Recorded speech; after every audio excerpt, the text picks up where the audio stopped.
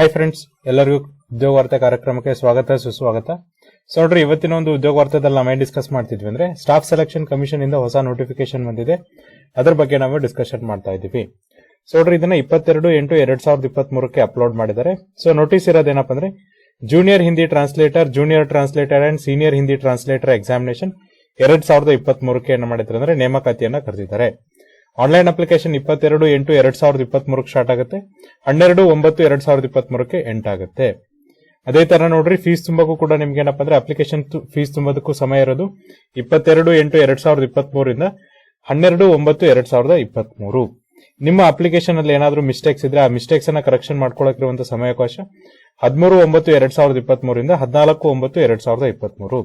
Computer based examination ಯಾವಾಗಿದೆ ಅಂದ್ರೆ October 2023 ಇದೆ.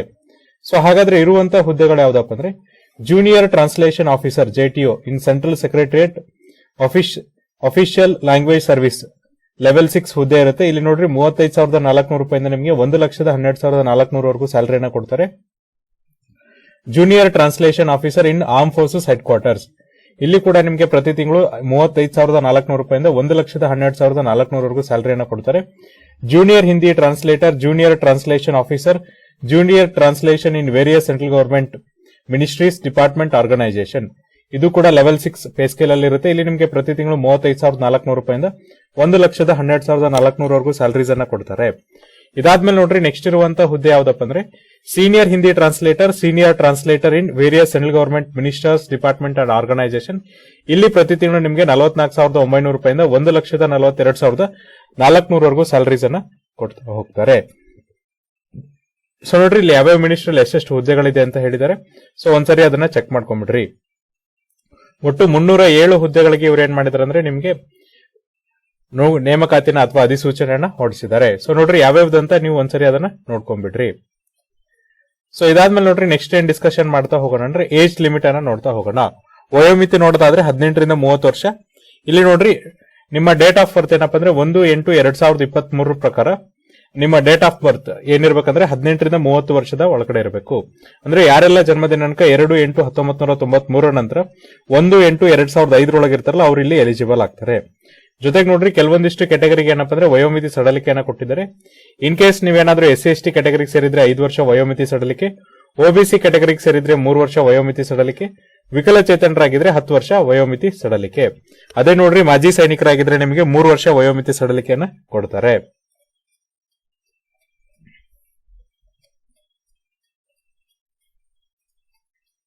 ಇದಾದ್ಮೇಲೆ ನೋಡ್ರಿ, ನೆಕ್ಸ್ಟ್ ಏನ್ ಡಿಸ್ಕಸ್ ಮಾಡೋಣ ಅಂದ್ರೆ ಎಸೆನ್ಷಿಯಲ್ ಎಜುಕೇಶನ್ ಕ್ವಾಲಿಫಿಕೇಶನ್ಸ್, ಅಂದ್ರೆ ಇಲ್ಲಿ ನಿಮ್ಮ ಶೈಕ್ಷಣಿಕ ವಿದ್ಯಾರ್ಹತೆ ಏನಿರಬೇಕು.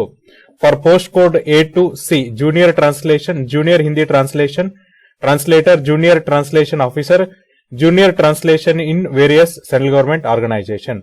ಅಂದ್ರೆ ನೋಡ್ರಿ, junior Hindi translator, junior translation officer, junior translator ಹುದ್ದೆಗೆ ಏನೆಲ್ಲ ವಿದ್ಯಾರ್ಹತೆ ಇರಬೇಕಪ್ಪ ಅಂದ್ರೆ master degree of a recognised university in Hindi with English as a compulsory or elective subject or as the medium of examination at degree level. ನೀವು ಹಿಂದಿ ವಿಷಯದಲ್ಲಿ ಅಥವಾ ಹಿಂದಿಯಲ್ಲಿ ಏನಪ್ಪಾ ಅಂದ್ರೆ ಸ್ನಾತಕೋತ್ತರ ಪದವಿಯನ್ನ ಪಡೆದಿರಬೇಕು. ನಿಮ್ಮ ಪದವಿ ಸಮಯದಲ್ಲಿ ನೋಡ್ರಿ, ಇಂಗ್ಲಿಷ್ ಅನ್ನ ಒಂದು ಸಬ್ಜೆಕ್ಟ್ ಆಗಿ ಅಥವಾ ಒಂದು ಮೀಡಿಯಂ ಆಗಿ ಅಂದ್ರೆ ಇಂಗ್ಲಿಷ್ ಮೀಡಿಯಂ ಅಲ್ಲಿ ನೀವೇನಪ್ಪ ಅಂದ್ರೆ ಕಲ್ತಿರ್ಬೇಕಾಗತ್ತೆ. ಅಥವಾ masters degree of a recognised university in English with Hindi as a compulsory or elective subject or as the medium of examination at degree level. ಅಂದ್ರೆ ನೀವು ಇಂಗ್ಲಿಷ್ ಅಲ್ಲಿ ಸ್ನಾತಕೋತ್ತರ ಪದವಿಯನ್ನ ಪಡೆದು ಹಿಂದಿನ ಒಂದು ಕಂಪಲ್ಸರಿ ಅಥವಾ ಎಲೆಕ್ಟಿವ್ ಸಬ್ಜೆಕ್ಟ್ ಆಗಿ ಓದಿದ್ದು, ಅಥವಾ ಪದವಿ ಹಂತದಲ್ಲಿ ನೋಡ್ರಿ ಹಿಂದಿ ಮೀಡಿಯಂ ಅಲ್ಲಿ ಅಥವಾ ಹಿಂದಿ ಭಾಷೆಯಲ್ಲಿ ನೀವು ಪದವಿಯನ್ನ ಮಾಡಿದ್ರೆ ನೀವು ಸಹ ಇಲ್ಲಿ ಎಲಿಜಿಬಲ್ ಆಗ್ತೀರಾ. ಇದಾದ್ಮೇಲೆ ನೋಡ್ರಿ, masters degree of a recognised university in any subject other than Hindi and English with Hindi medium and English as a compulsory subject or elective or as the medium of the examination at the degree level. ಅಂದ್ರೆ Hindi English ಬಿಟ್ಟು ಬೇರೆದ್ರಲ್ಲೂ ನೀವು ಸ್ನಾತಕೋತ್ತರ ಪದವಿಯನ್ನ ಮಾಡಿದ್ರೆ ಇಲ್ಲಿ eligible ಆಗ್ತೀರಾ. ಆದ್ರೆ ಹಿಂದಿ ಭಾಷೆಯಲ್ಲಿ ಅಥವಾ ಹಿಂದಿ ಮೀಡಿಯಂ ಅಲ್ಲಿ ನೀವೇನ್ ಮಾಡಿರ್ಬೇಕಂದ್ರೆ ಈ ಒಂದು ಸ್ನಾತಕೋತ್ತರ ಈ ಒಂದು ಪದವಿಯನ್ನ ಮಾಡಿರ್ಬೇಕು. ಜೊತೆಗೆ ಇಂಗ್ಲಿಷ್ ಅನ್ನ ಒಂದು ಕಂಪಲ್ಸರಿ ಅಥವಾ ಎಲೆಕ್ಟಿವ್ ಸಬ್ಜೆಕ್ಟ್ ಆಗಿ ಓದಿರ್ಬೇಕಾಗತ್ತೆ ಪದವಿ ಹಂತದಲ್ಲಿ. ಅದೇ ತರ ನೋಡ್ರಿ, ಇಂಗ್ಲಿಷ್ ಹಿಂದಿಯನ್ನ ಬಿಟ್ಟು ನೀವು ಸ್ನಾತಕೋತ್ತರ ಪದವಿಯನ್ನ ಮಾಡಿ ಇಂಗ್ಲಿಷ್ ಮೀಡಿಯಂ ಅಲ್ಲಿ ನೀವೇನಪ್ಪ ಅಂದ್ರೆ ಈ ಒಂದು ಪದವಿಯನ್ನ ಮುಗಿಸಿ, ಅಂದ್ರೆ ಈಗ ಫಾರ್ ಎಕ್ಸಾಂಪಲ್ ನೋಡ್ರಿ BSc ಇವೆಲ್ಲ ಇರ್ತವಲ್ಲ ಅವೆಲ್ಲ ಇಂಗ್ಲಿಷ್ ಮೀಡಿಯಂ ಅಲ್ಲಿ ಇರುತ್ತೆ. ಸೊ ಅದರಲ್ಲಿ ಪದವಿಯನ್ನ ಮುಗಿಸಿ ಹಿಂದಿನ ನೀವು ಕಂಪಲ್ಸರಿ ಅಥವಾ ಎಲೆಕ್ಟಿವ್ ಸಬ್ಜೆಕ್ಟ್ ಆಗಿ ಓದಿದ್ರೆ ನೀವಿಲ್ಲಿ ಎಲಿಜಿಬಲ್ ಆಗ್ತೀರಾ. Masters degree of a recognised university in any subject other than Hindi and English with Hindi and English as a compulsory or elective subject or either two of the medium of examination or compulsory subject and elective subject at the degree level. ಅಂದ್ರೆ Hindi English ಬಿಟ್ಟು ಬೇರೆದರಲ್ಲಿ ಸ್ನಾತಕೋತ್ತರ ಪದವಿಯನ್ನ ಮಾಡಿ ಪದವಿ ಹಂತದಲ್ಲಿ ಹಿಂದಿ ಮತ್ತೆ English ಅನ್ನ ಒಂದು medium ಆಗಿ ಅಥವಾ ಒಂದು ಭಾಷೆಯಾಗಿ ಅಥವಾ ಒಂದು ವಿಷಯವನ್ನಾಗಿ ಕಲ್ತಿದ್ರೆ ನೀವು ಇಲ್ಲಿ ಎಲಿಜಿಬಲ್ ಆಗ್ತೀರಾ. ಜೊತೆಗೆ ನೋಡ್ರಿ recognised diploma certificate course in translation from Hindi to English vice versa, 2 years experience of translation work from Hindi to English vice versa. So ನೋಡ್ರಿ ನಿಮಗೆ ಒಂದು ಡಿಪ್ಲೊಮಾ ಅಥವಾ ಸರ್ಟಿಫಿಕೇಟ್ ಕೋರ್ಸ್ ಅನ್ನ ಮಾಡಿರ್ಬೇಕು ಟ್ರಾನ್ಸ್ಲೇಷನ್ ವಿಷಯದಲ್ಲಿ, Hindi to English, English to Hindi. ಜೊತೆಗೆ 2 ವರ್ಷ ನಿಮಗೆ ಕೆಲಸದ ಅನುಭವ ಇರಬೇಕು. ಯಾವ್ದ್ರಲ್ಲಿ ಅಂದ್ರೆ ಟ್ರಾನ್ಸ್ಲೇಷನ್ ಮಾಡೋದ್ರಲ್ಲಿ, from Hindi to English, English to Hindi. ಇದಾದ್ಮೇಲೆ ನೋಡ್ರಿ ನೆಕ್ಸ್ಟ್ ಇರೋದು for the post code D, senior Hindi translation, senior translation. So ಇಲ್ಲಿ ಏನಿದೆಯಪ್ಪ ಅಂದ್ರೆ ಇಲ್ಲಿ ಕೂಡ ನಿಮ್ಮ ಎಜುಕೇಶನ್ ಕ್ವಾಲಿಫಿಕೇಶನ್ ಸೇಮ್ ಇದೆ ನೋಡ್ರಿ. ಹಿಂದಿಯಲ್ಲಿ ನೀವೇನಪ್ಪ ಅಂದ್ರೆ ಸ್ನಾತಕೋತ್ತರ ಪದವಿಯನ್ನ ಮಾಡಿರ್ಬೇಕು, ಇಂಗ್ಲಿಷ್ ನ ಪದವಿ ಹಂತದಲ್ಲಿ ಒಂದು ಕಂಪಲ್ಸರಿ ಎಲೆಕ್ಟಿವ್ ಅಥವಾ ಮೀಡಿಯಂ ಹಾಕಿ ಓದಿರ್ಬೇಕಂತ ಹೇಳ್ತಿದ್ದಾರೆ. ಇಲ್ಲಿ ಏನ್ ಡಿಫ್ರೆನ್ಸಸ್ ಆಗತ್ತಪ್ಪ ಅಂದ್ರೆ ಇಲ್ಲಿ ನಿಮ್ಮ ವರ್ಕ್ ಎಕ್ಸ್ಪೀರಿಯನ್ಸ್ ಏನಾಗುತ್ತೆ ಅಂದ್ರೆ ಚೇಂಜ್ ಆಗುತ್ತೆ. ಅಲ್ಲಿ 2 ವರ್ಷ ವರ್ಕ್ ಎಕ್ಸ್ಪೀರಿಯನ್ಸ್ ಇದ್ದಲ್ಲಿ ನಿಮ್ಗೆ ಇಲ್ಲಿ 3 ವರ್ಷ ವರ್ಕ್ ಎಕ್ಸ್ಪೀರಿಯನ್ಸ್ ಅನ್ನ ಕೇಳ್ತಾರೆ. ಅದು ಬಿಟ್ಟು ನಿಮ್ಮ ಎಸೆನ್ಷಿಯಲ್ ಎಜುಕೇಶನ್ ಕ್ವಾಲಿಫಿಕೇಶನ್ಸ್ ಏನಿರುತ್ತಲ್ಲ ಅದು ಸೇಮ್ ಇರುತ್ತೆ. ಹಾಗಾದ್ರೆ ಹೌ ಟು ಅಪ್ಲೈ ಅಂದ್ರೆ ನೋಡ್ರಿ, application must be submitted only in online mode at the official website of SSC head quarters, that is https://ssc.nic.in. So ನೋಡ್ರಿ ಅಪ್ಲಿಕೇಶನ್ಸ್ ನ ಆನ್ಲೈನ್ ಅಲ್ಲೇ ಹಾಕಬೇಕಾಗುತ್ತೆ. ಅದು ಕೂಡ SSC ಅಫಿಷಿಯಲ್ ವೆಬ್ಸೈಟ್ ಆದಂತ https://ssc.nic.in ಮೂಲಕ ಹಾಕಬೇಕಾಗುತ್ತೆ. ಸೊ ನೋಡ್ರಿ ಡೀಟೇಲ್ ಇನ್ಸ್ಟ್ರಕ್ಷನ್ಸ್ ನ ಅವರು Annexure 3, Annexure 4 ಅಲ್ಲಿ ಕೊಟ್ಟಿದ್ದಾರೆ. ಸ್ಯಾಂಪಲ್ ಪರ್ಫಾರ್ಮಾ ಏನಿದೆಯಲ್ಲ ಒನ್ ಟೈಮ್ ರಿಜಿಸ್ಟ್ರೇಷನ್ಸ್ ಅದನ್ನು ನಿಮಗೆ Annexure 3 ಮತ್ತೆ Annexure 4 ಅಲ್ಲಿ ಕೊಟ್ಟಿದ್ದಾರೆ. ಇದಾದ್ಮೇಲೆ ನೋಡ್ರಿ ಅಪ್ಲಿಕೇಶನ್ ಫೀಸ್ ಎಷ್ಟಿದೆಯಪ್ಪ ಅಂದ್ರೆ ₹100 ಅಪ್ಲಿಕೇಶನ್ ಫೀಸ್ ಇರುತ್ತೆ. ಜೊತೆಗೆ ನೋಡ್ರಿ ಇಲ್ಲಿ ಮಹಿಳಾ ಅಭ್ಯರ್ಥಿಗಳು, SC/ST ಅಭ್ಯರ್ಥಿಗಳು ಮತ್ತೆ ವಿಕಲಚೇತನ ಅಭ್ಯರ್ಥಿಗಳು ಮತ್ತೆ ಮಾಜಿ ಸೈನಿಕರಿಗೆ ಏನ್ ಮಾಡಿರ್ತಾರೆ ಅಂದ್ರೆ ಈ ಒಂದು ಅಪ್ಲಿಕೇಶನ್ ಫೀಸ್ ಅನ್ನ ತುಂಬೋದ್ರಿಂದ ವಿನಾಯಿತಿಯನ್ನ ನೀಡಿರ್ತಾರೆ. ಮಹಿಳೆಯರಿಗೆ, SC/ST ಅಭ್ಯರ್ಥಿಗಳಿಗೆ ಮತ್ತೆ ವಿಕಲಚೇತನ ಅಭ್ಯರ್ಥಿಗಳಿಗೆ, ಎಕ್ಸ್ ಸರ್ವಿಸ್ ಮೆನ್ ಅಭ್ಯರ್ಥಿಗಳಿಗೆ ಯಾವುದೇ ತರನಂತ ಅಪ್ಲಿಕೇಶನ್ ತುಂಬುವಂತ ಅವಶ್ಯಕತೆ ಇರಲ್ಲ. ಇದು ಬಿಟ್ಟು ಉಳಿದವರೆಲ್ಲ ಏನ್ ಮಾಡ್ಬೇಕಪ್ಪ ಅಂದ್ರೆ ₹100 ಅಪ್ಲಿಕೇಶನ್ ಫೀಸ್ ಅನ್ನ ತುಂಬಬೇಕು. ಅಪ್ಲಿಕೇಶನ್ ಕೂಡ ಆನ್ಲೈನ್ ಪೇಮೆಂಟ್ ಅಲ್ಲೇ ಮಾಡಬೇಕು. ಎಸ್ಪೆಷಲಿ ಭೀಮ್, UPI, net banking, visa, master, maestro, RuPay, credit ಅಥವಾ ಡೆಬಿಟ್ ಕಾರ್ಡ್ ಯೂಸ್ ಮಾಡ್ಕೊಂಡು ನೀವು ಅಪ್ಲಿಕೇಶನ್ ಫೀಸ್ ಅನ್ನ ತುಂಬಬಹುದಾಗಿದೆ. ಆಮೇಲೆ ನೋಡ್ರಿ ಸೆಂಟರ್ ಆಫ್ ಎಕ್ಸಾಮಿನೇಷನ್ ನೋಡೋದಾದ್ರೆ ಕರ್ನಾಟಕ ರೀಸನ್ಗೆ ಬೆಂಗಳೂರು, ಹುಬ್ಬಳ್ಳಿ ಎರಡೇ ಇಲ್ಲಿ ಏನಿರುತ್ತೆ ಅಂದ್ರೆ ಎಕ್ಸಾಮಿನೇಷನ್ ಸೆಂಟರ್ ಇರುತ್ತೆ. ಸೊ ನೋಡ್ರಿ ಎಕ್ಸಾಮಿನೇಷನ್ ಎಲ್ಲಿರುತ್ತಪ್ಪ ಅಂದ್ರೆ ಕರ್ನಾಟಕದಲ್ಲಿ ಬೆಂಗಳೂರು, ಹುಬ್ಬಳ್ಳಿಯಲ್ಲಿ ಮಾತ್ರ ಎಕ್ಸಾಮಿನೇಷನ್ ಇರುತ್ತೆ.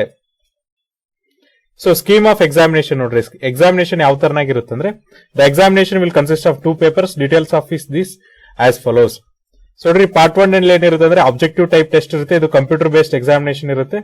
ಇಲ್ಲಿ ಜನರಲ್ ಹಿಂದಿ, ಜನರಲ್ ಇಂಗ್ಲಿಷ್ ಇಂದ ನಿಮಗೆ 100 ಕ್ವಶನ್ಸ್ ಕೇಳ್ತಾರೆ 100 ಮಾರ್ಕ್ಸ್ಗೆ. ಒಟ್ಟು 2 hour ಡ್ಯೂರೇಷನ್ಸ್ ಇರುತ್ತೆ.